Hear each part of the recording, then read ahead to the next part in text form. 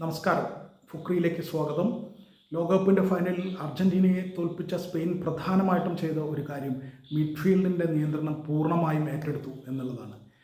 ഈ ലോകകപ്പിലാകെ അർജൻറ്റീനയുടെ മിഡ്ഫീൽഡായിരുന്നു അവരുടെ ശക്തി.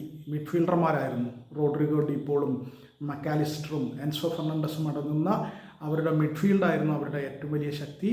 ആ ശക്തിയെ അവർ തച്ചുടച്ചു കളഞ്ഞു സ്പെയിൻ. അങ്ങനെ അർജൻറ്റീനയ്ക്ക് മേൽ മിഡ്ഫീൽഡിൽ പൂർണ്ണ നിയന്ത്രണം സ്പെയിൻ ഏറ്റെടുത്തു. സ്പെയിൻ അത് ഒരു ഘട്ടത്തിലും വിട്ടുകൊടുത്തില്ല. അവരുടെ ക്യാപ്റ്റൻ റോഡ്രി തന്നെ അതിന് മുൻനിരയിൽ നിന്നു, അതിന് നേതൃത്വം കൊടുത്തു. അതിൻ്റെ കൂടി ഫലമാണ് റോഡ്രിക്ക് മികച്ച താരത്തിനുള്ള, മികച്ച കളിക്കാരനുള്ള ഗോൾഡൻ ബോൾ കിട്ടിയത്.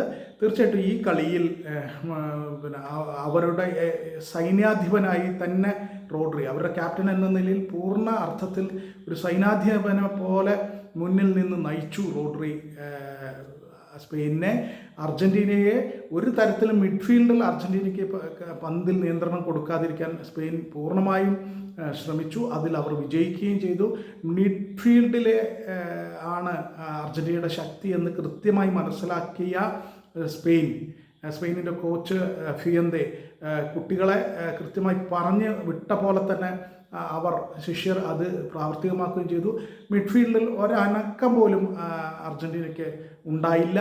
മിഡ്ഫീൽഡിൽ പൂർണ്ണമായും കളി നിയന്ത്രിച്ച സ്പെയിൻ അർജൻറ്റീനയിൽ നിന്ന് കളി തട്ടിയെടുക്കുകയാണ് ഉണ്ടായത്. എന്തായാലും ആ ഒരു കളി, അർജൻറ്റീനയുടെ ശക്തി മനസ്സിലാക്കിയുള്ള സ്പെയിനിൻ്റെ കളി അതിഗംഭീരമായിരുന്നു. അവരുടെ പാസിങ്ങിലെ കൃത്യത പറയാതെ വയ്യ. 90% ചെറിയ എന്നും ചെയ്യുന്ന പോലെ കുറിയ പാസുകളിലൂടെ മുന്നോട്ട് വരികയും ഫൈനൽ തേർഡിൽ, അതായത് പെനാൽറ്റി ബോക്സിനകത്ത് ഒക്കെ അവർ മികച്ച രീതിയിൽ കളിക്കും. പക്ഷേ ഇപ്പോഴും ഈ ലോകകപ്പിൽ ആകെ അവർ കണ്ട അവരുടെ ഒരു ദൗർബല്യമായി കണ്ടിരുന്ന ഫിനിഷിങ്ങിലെ പാളിച്ച ഇതിലും ഉണ്ടായിരുന്നു.